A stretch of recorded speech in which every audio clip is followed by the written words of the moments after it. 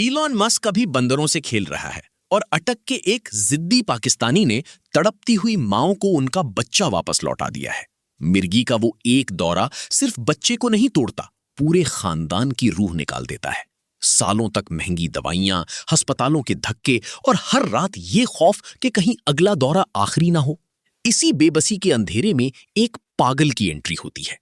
अटक की मट्टी से उठा एक नौजवान नवीद सैयद। जब उसने कनाडा की बड़ी बड़ी लेबोरेटरीज में खड़े होकर कहा कि मैं इंसान के गोश्त और खून को कंप्यूटर की बेजान चिप से जोड़ दूंगा, तो गोरे साइंसदान कहकहे लगाकर हंसे। उन्होंने कहा, नवीद, ये फिल्मी बातें छोड़ो, मशीन और इंसान कभी एक नहीं हो सकते। लेकिन नवीद के कानों में उन माओं की चीखें गूंज रही थीं जो अपने बच्चों के लिए मौजज़े की तलाश में थीं। अगले 20 साल किसी डरावने ख्वाब से कम नहीं थे। रात के 3 बजे जब अरबों रुपए की रिसर्च एक झटके में राख हो जाती, फंड्स खत्म हो जाती और फिर वो मौजज़ा हो गया।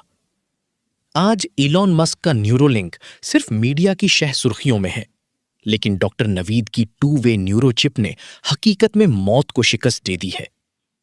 ये चिप क्या है? ये एक डिजिटल मुहाफिज है जो बच्चे के दिमाग में बैठकर पहरा देता है।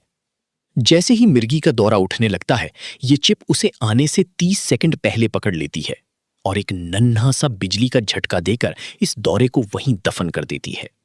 बच्चा गिरता नहीं, मां तड़पती नहीं और जिंदगी नहीं रुकती।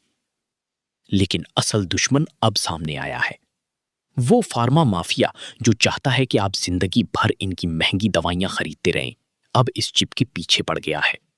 वो नहीं चाहते कि आपका बच्चा एक सस्ती चिप से ठीक हो जाए, क्योंकि तंदुरुस्त इंसान उनकी दुकानें बंद कर देता है। लेकिन नवीद सैयद का एक ही जवाब है, मैं ये टेक्नोलॉजी अपने पाकिस्तान लेकर जाऊंगा ताकि मेरा हर बच्चा फख्र से जी सके।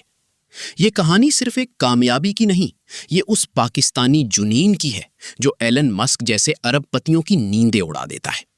ये साबित करता है कि अगर दिमाग में आग हो तो अटक का एक लड़का पूरी दुनिया का ऑपरेटिंग सिस्टम बदल सकता है। अगर आज आपका सर भी फख्र से बुलंद हुआ है, तो इस कहानी को हर उस मां तक पहुंचाएं जो मौजिज़े का इंतजार कर रही है। दुनिया को दिखा दें कि पाकिस्तान का असल चेहरा कौन है।